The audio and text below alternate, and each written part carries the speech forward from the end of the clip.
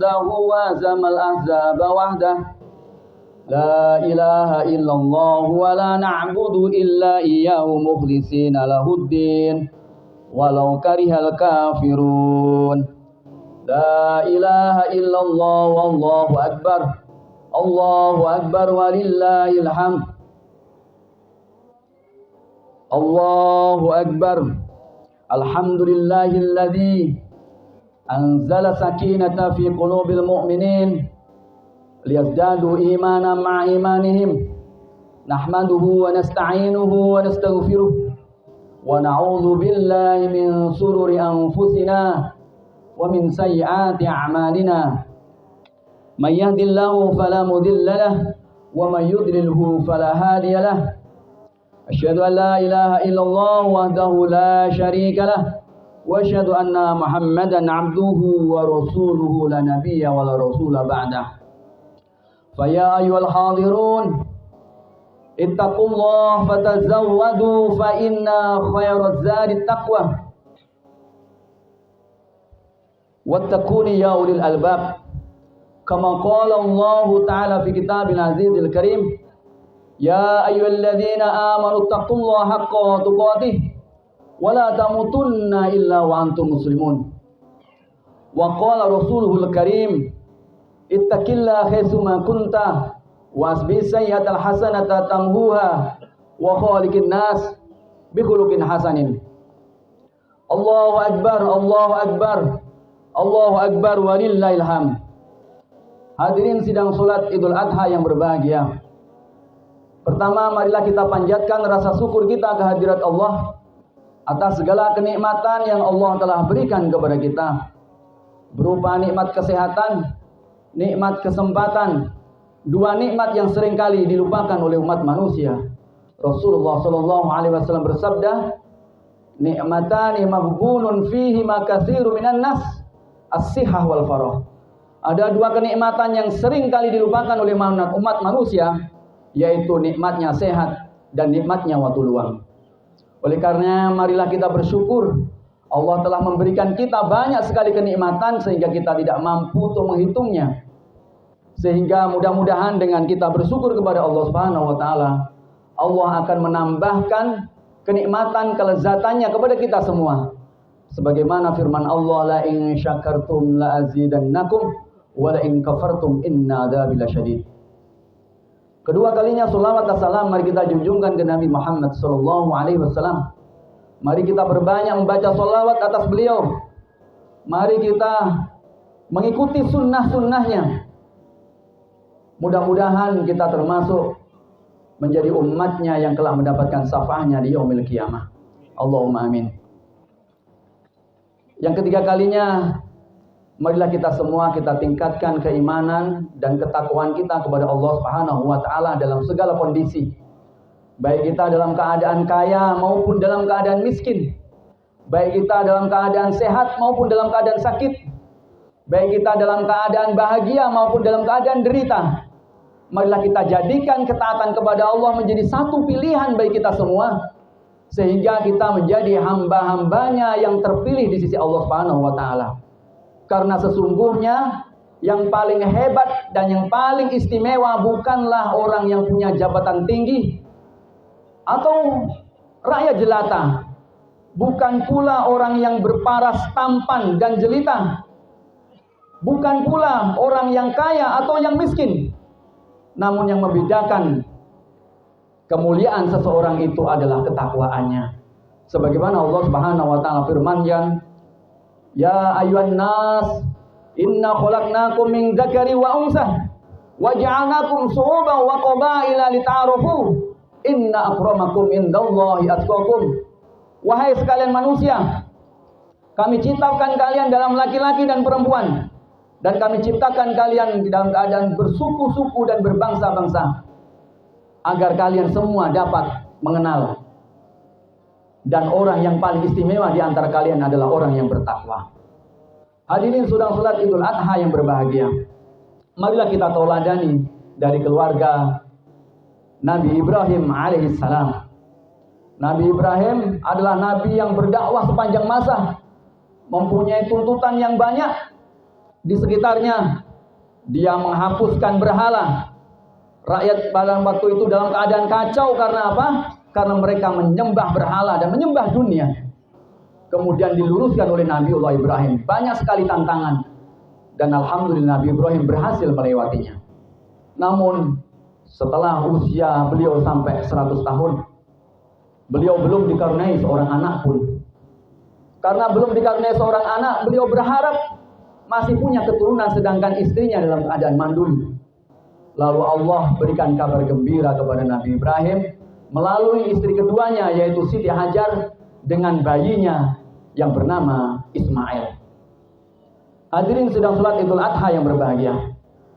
Nabi Ismail waktu kecil kemudian dia dibawa oleh Nabi Ibrahim untuk pergi meninggalkan tanah kelahiran mereka, yaitu di Palestina, berpindah menuju ke Mekah atau di sebuah padang yang kemudian disebut sebagai Bakkah. Padang tandus yang terdiri dari gunung-gunung yang di tengah-tengahnya ada bangunan kecil yang kemudian disebut sebagai Ka'bah. Hadirin sidang surat Idul Adha yang berbahagia. Ketika Nabi Ibrahim meninggalkan putranya di situ, kemudian dan istrinya di situ, beliau berdua dalam keadaan perbekalan yang sedikit, air minum yang habis, makanan yang habis. Karena habis itulah kemudian Siti Hajar berusaha untuk mencari minuman di mana itu menjadi sumber kehidupan.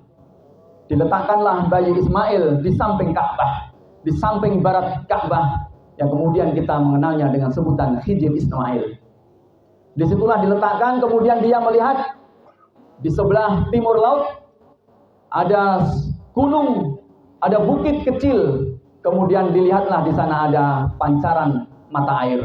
Kemudian larilah dia menuju ke pancaran itu, berusaha sekuat tenaga, dan rupanya di atas bukit itu yang dikenal dengan bukit Sofa, ternyata tidak ada pun air.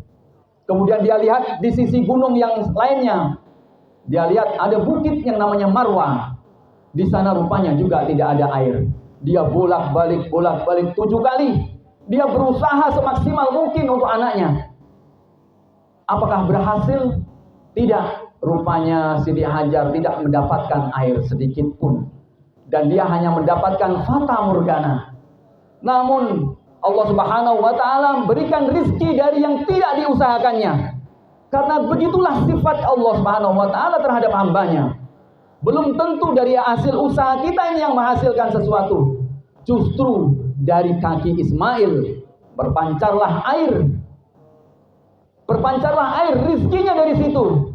Bukan dari hasil usaha yang diupayakan oleh Siti Hajar. Tetapi Siti Hajar selalu berusaha untuk mendapatkannya itu.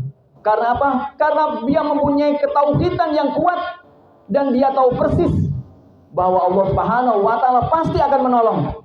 Karena dia tahu persis bahwa Allah lah yang akan memberi makan, Allah yang akan memberi minum. Tidak khawatir sedikit pun, tapi dia tetap berusaha agar dia disebut sebagai hambanya yang bersyukur. Allah Subhanahu wa taala berfirman, dan ini disadari oleh Siti Hajar. Li'ila fi Quraisy ila fi merihlatas sitai was sayf falyabudu rabb hadzal bait alladzi at'amahum min ju' wa amanahum min khauf. Sembahlah terhadap Tuhan Ka'bah ini. Alladzi at'amahum min ju', Tuhan yang memberi makan dari rasa lapar, yang menjamin seseorang, makanan seseorang. Jadi tidak perlu khawatir, dia tahu persis. Wa amanahum min khauf, Tuhan yang menjaga keamanan dari rasa kekhawatiran. Apabila tauhid kita telah kuat, niscaya kita tidak khawatir terhadap dunia ini karena Allah sudah menjamin kehidupan kita. Makan kita sudah dijamin, rasa keamanan kita sudah dijamin. Demikianlah, walaupun usaha A, B, C, tetapi ternyata hasilnya dari D, itu terjadi karena demikianlah Allah memberikan cara, memberikan rezeki dengan caranya. Namun apabila kita berusaha sekeras mungkin, itu artinya kita menjadikan diri kita sebagai hambanya yang bersyukur. Walaupun kita sudah dijamin, tapi kita berusaha semaksimal mungkin. Tapi kita tidak perlu yakin dengan apa yang kita usahakan itu akan menghasilkan. Bisa saja dari jalur yang berbeda. Tetapi untuk menunjukkan kita sebagai hamba yang bersyukur, marilah kita berusaha sekuat tenaga dalam kehidupan di dunia ini. Demikian juga Rasulullah SAW. Rasulullah SAW setiap malam beliau sholat malam sampai lama sekali sehingga kakinya bengkak-bengkak. Kakinya bengkak-bengkak, kemudian ditanya oleh Siti Aisyah, "Ya Rasulullah, lima tasna'u hadza ya Rasulullah? Kenapa engkau melakukan ini ya Rasulullah? Qad ghafarallahu ma taqaddama min dzambika wa ma ta'akhkhar." Bukankah Allah telah menghapuskan semua dosa-dosa yang telah lalu dan dosa-dosa yang akan datang? Allah sudah menghapuskannya. Allah sudah menjamin engkau maksum, tidak punya dosa. Apa jawaban Rasulullah SAW? Afala uhibbu an akuna 'abdan syakura. Sudahlah sepantasnya aku ini menjadi hambanya yang bersyukur.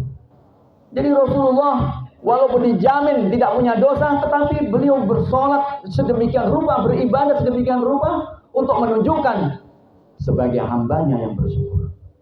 Hadirin sidang salat Idul Adha rahimakumullah.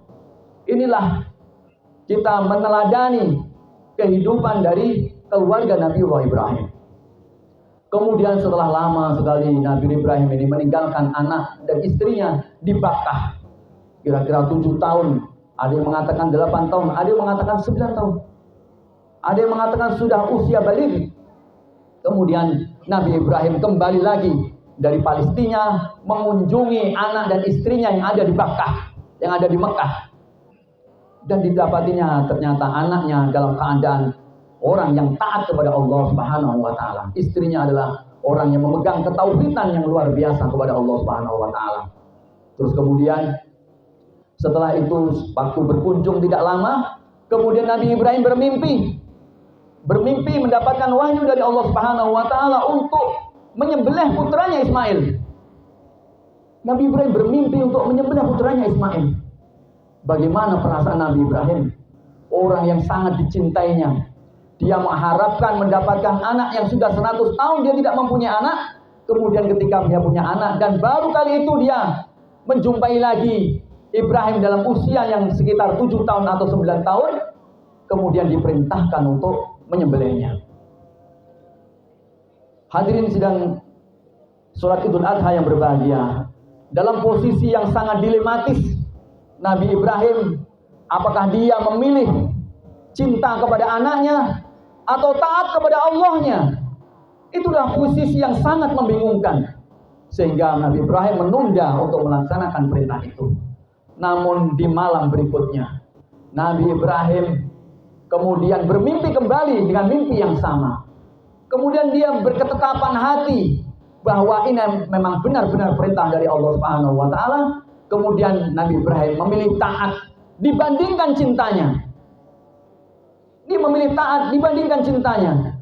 Karena bisa saja sesuatu yang tidak menyenangkan bagi kita ini, karena kita menunjukkan ketaatan kepada Allah, rupanya itu adalah yang terbaik bagi kita.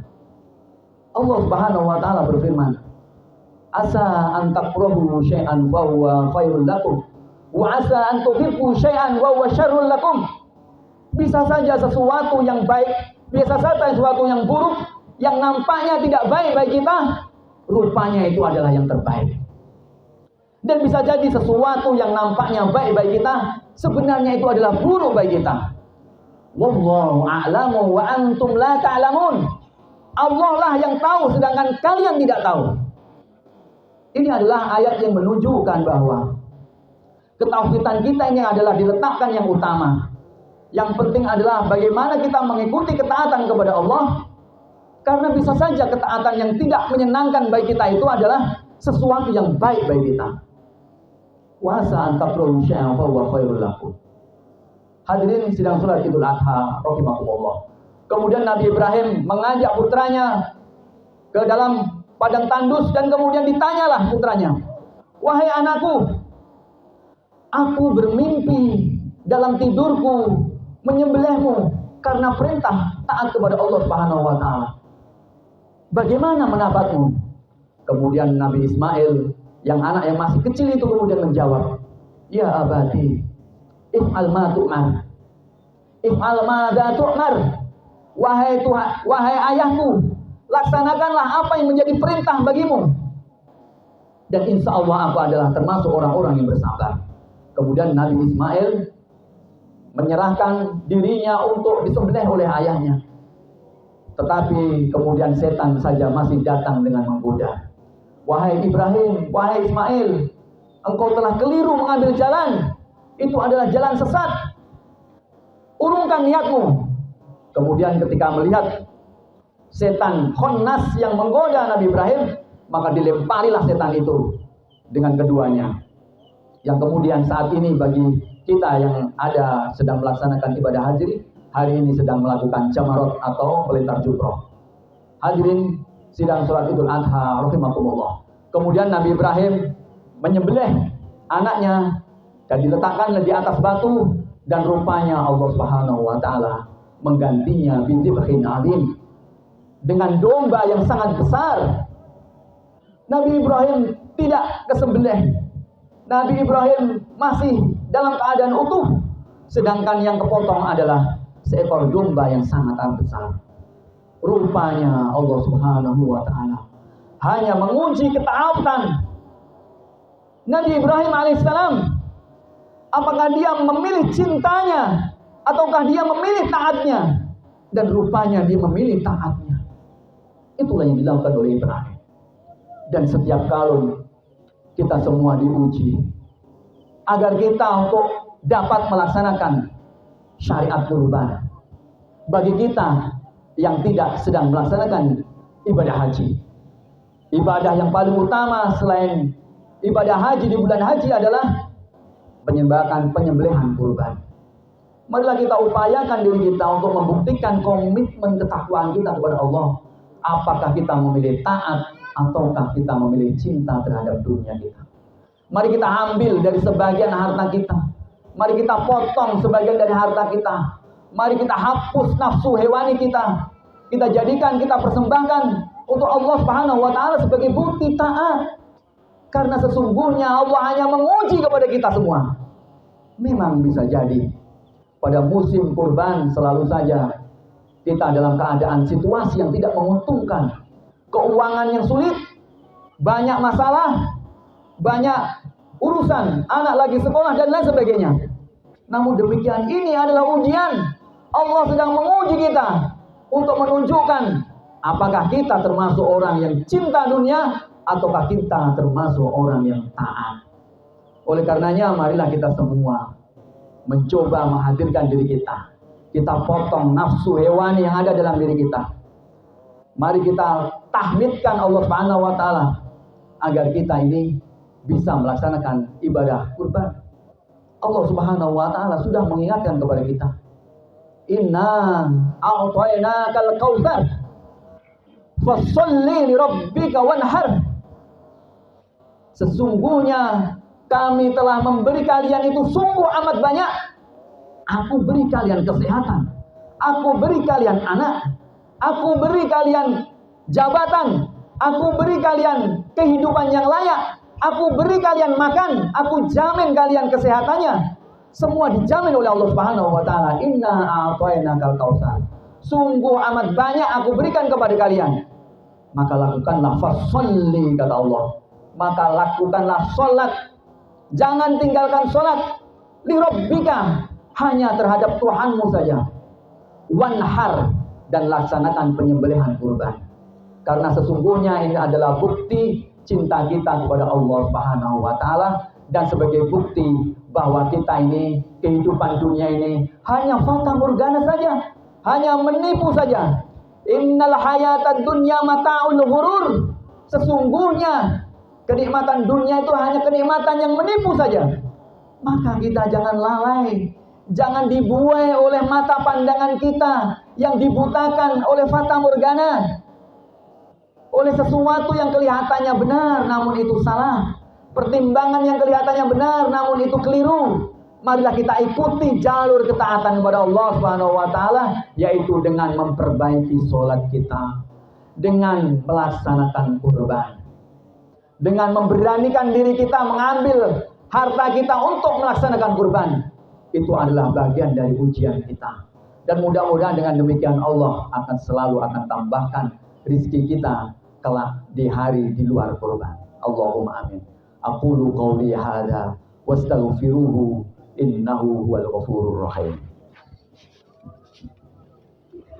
اللهم صل على سيدنا محمد اللهم صل وسلم على سيدنا محمد اللهم صل وسلم على سيدنا محمد وعلى آل سيدنا محمد.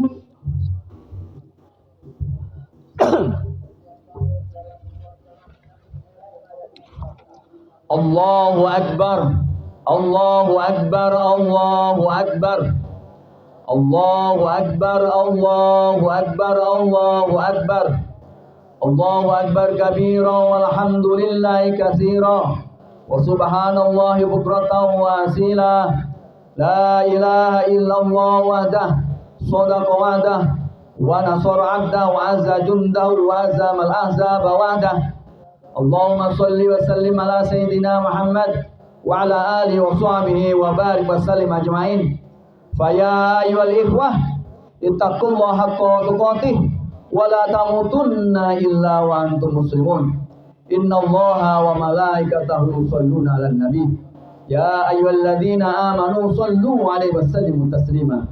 Allahumma shalli ala Muhammad wa ala ali Muhammad kama shallaita ala Ibrahim wa ala ali Ibrahim wa barik ala Muhammad wa ala ali Muhammad kama barakta ala Ibrahim wa ala ali Ibrahim fil alamin innaka Hamidum Majid.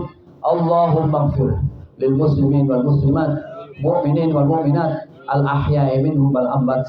Allahumma inna nas'aluka ridhaka wal jannah wa na'udzubika min sakhatika wan nar. Allahumma innaka 'afuwwun karim tuhibbul 'afwa fa'fu 'anna ya karim. Allahumma inna nas'aluka 'ilman nafi'a wa rizqan wasi'a wa shifaan min kulli da'in wa saqamin bi rahmatika ya arhamar rahimin. Rabbana atina min ladunka rahmah wa hayyi lana min amrina rasada.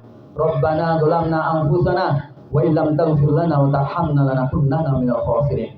Rabbana hab lana min azwajina wa dhurriyyatina qurrata a'yun waj'alna lil muttaqina imama.